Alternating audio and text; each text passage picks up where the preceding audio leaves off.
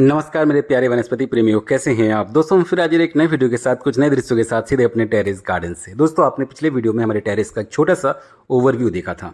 आज आपको हम अपने टेरेस का छोटे छोटे पौधों को थोड़ा सा करीब से दिखाते हैं।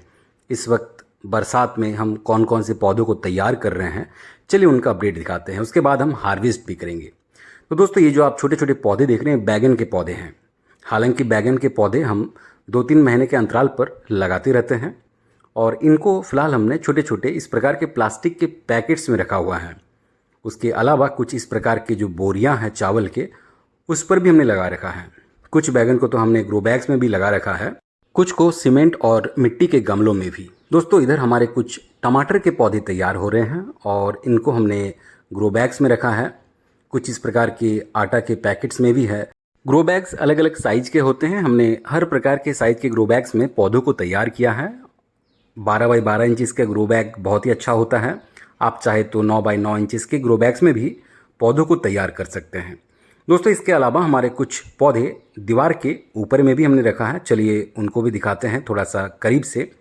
दीवार के ऊपर ये जो पौधे आप देख रहे हैं, ये फूलगोभी यानी कि कॉलीफ्लावर के पौधे। इसके अलावा और भी बहुत सारे कॉलीफ्लावर के पौधों को हमने तैयार किया हुआ है इस प्रकार के थर्मोकॉल के बॉक्सेस में।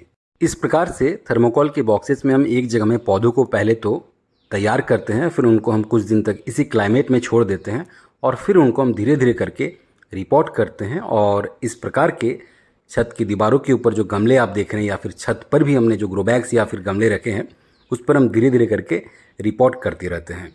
इधर कुछ बैगन के पौधे भी लगे हैं और उसके साथ ही कॉलीफ्लावर के पौधे लगे हैं। बहुत जल्द हम पत्ता गोभी यानी कि कैबेज को भी लगाने वाले हैं। फिलहाल हमने उनको अभी लगाया नहीं है। दोस्तों बरसात में अक्सर पौधे मर जाते हैं, इसीलिए आपको बहुत सारे पौधों को फेंकना भी पड़ेगा। हर पौधे नहीं लगेंगे। चलिए आपको अब कुछ हम मिर्च के पौधे दिखाते हैं। इधर जो आप पैकेट्स में छोटे छोटे पौधे देख रहे हैं, मिर्च के पौधे हैं। मिर्च और बैगन के पौधे हम पूरे साल लगाते रहते हैं और आप यूँ कह सकते कि हर महीने हम मिर्च और बैगन को अपने गार्डन में शामिल करते ही हैं। ये देखिए इधर भी बहुत सारे बैगन के पौधे हमारे तैयार हो रहे हैं। इनको भी हम धीरे धीरे करके सिंगल सिंगल पॉट में रिपोर्ट करते रहेंगे। सिर्फ सब्जी के पौधे ही नहीं, हम फूल के पौधों को भी हर महीने अपने गार्डन में शामिल करते रहते हैं। ये कुछ और भी फूल के पौधे हैं जिसको फिलहाल हमने रिपोर्ट नहीं किया है।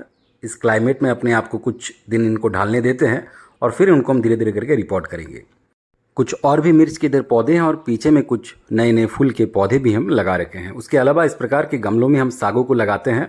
इस पर भी हमने फिलहाल बीजों को बो रखा है। कुछ पालक के बीज है और भी कुछ तरह तरह के सागों के बीज हैं। हम जब साग लगाते हैं बरसात में तो गमलों को हम ढक दिया करते हैं। इसके पीछे कारण है, जब बरसात की बूंदें इस प्रकार के गमलों में गिरती है, जब आप बीजों को बोते हैं तो बीजों को नुकसान पहुंचता है। हो सकता है कि बीज निकले ही ना। ढकने की वजह से उसके ऊपर एक कवर आ जाता है और बारिश की बूंदें उसको नुकसान नहीं पहुंचाते हैं। तो कुल मिलाकर आप बिना पैसे खर्च किए भी हर प्रकार के सब्जियों को घर के छत पर उगा सकते हैं। इस प्रकार के बोरियों में उगा सकते हैं, प्लास्टिक के पैकेट्स में उगा सकते हैं। आपको पैसे खर्च करके इस प्रकार के ग्रो बैग्स या फिर गमले खरीदने की आवश्यकता भी नहीं है।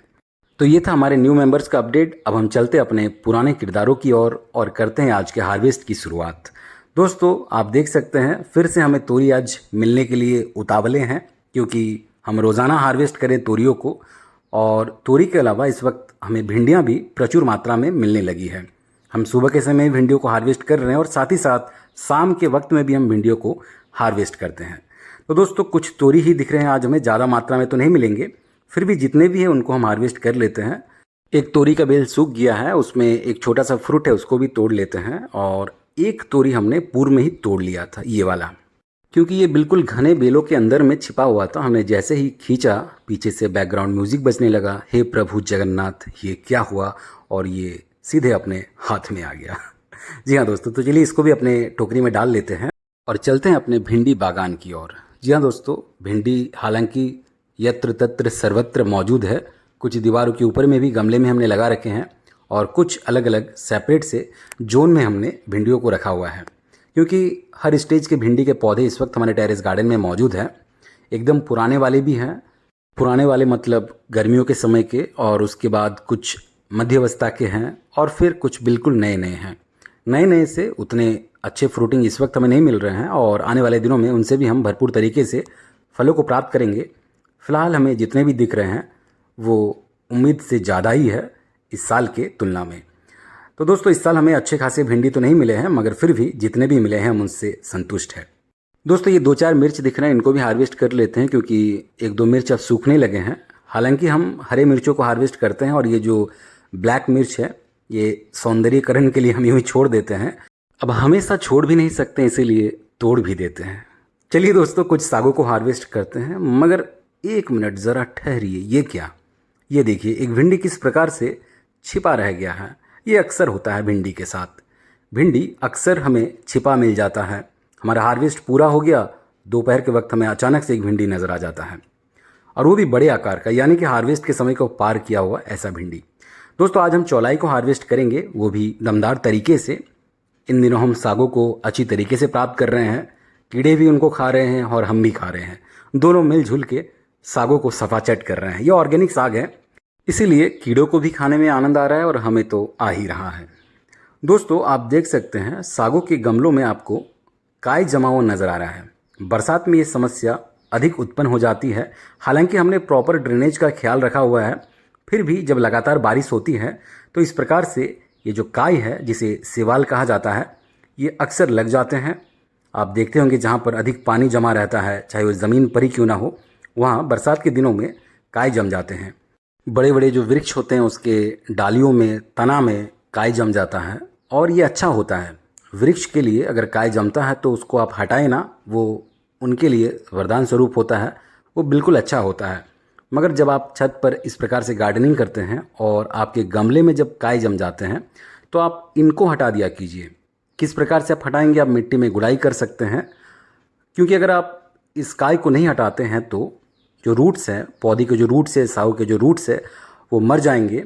पानी अच्छी तरीके से इसमें से निकासी नहीं होगा, इसी वजह से साग भी मर जाएंगे, जो भी पेड़ पौधे हैं वो भी मर जाएंगे। इसीलिए इसको हटाने का बस एक ही उपाय है, समय समय पर आप गुड़ाई करते रहिए। हम पूरी तरीके से सागों को हटाने वाले हैं, गमलों को खाली करेंगे, इसी वजह से हमने फ़िलहाल इनमें कोई गुड़ाई नहीं किया है। दोस्तों हमने टोकरी भर के सागों को हार्वेस्ट कर लिया है। ये देखिए पूरा टोकरी भर चुका है चौलाई से, और बिल्कुल ताज़े हैं। कुछ ख़राब पत्ते हैं, उनको हम छांट के अपने कॉम्पोस्ट में अवश्य डालेंगे। कुछ कीड़े भी आ चुके हैं डालियों के साथ, तो उनको भी हम काट के फेंक देंगे अच्छी तरीके से धोने के बाद। और चलिए बाकी सब्जियों को उसी टोकरी में लाते हैं और आज का फाइनल हार्वेस्ट आपको दिखाते हैं। ये दोस्तों आज हमें अच्छे खासे तोरी मिल गए। ये बहुत ही स्वादिष्ट है, इसमें कीड़े तो बिल्कुल भी नहीं हैं। हमें भिंडियाँ अच्छे खासे मिल गए, और ये सिर्फ सुबह के हार्वेस्ट किए हुए भिंडियाँ हैं। शाम के वक्त भी हमें इतना ही भिंडियाँ फिर से मिल जाएंगे, और पूरे दिन में अच्छे खासे भिंडियाँ हमें अपने घर की छत से ही प्राप्त हो जाते हैं। 2-4 हमें इस प्रकार से काले काले मिर्च मिल गए, चौलाई मिल गया भरपूर तरीके से, और क्या चाहिए। अगर आप रोज़ाना हरी सब्जियों को, सागों को घर के छत से प्राप्त करते हैं तो उसमें मात्रा या क्वांटिटी, वज़न मैटर नहीं करता, क्योंकि आप रोज़ कुछ ना कुछ सब्जियों को प्राप्त कर रहे हैं अपने घर के छत से।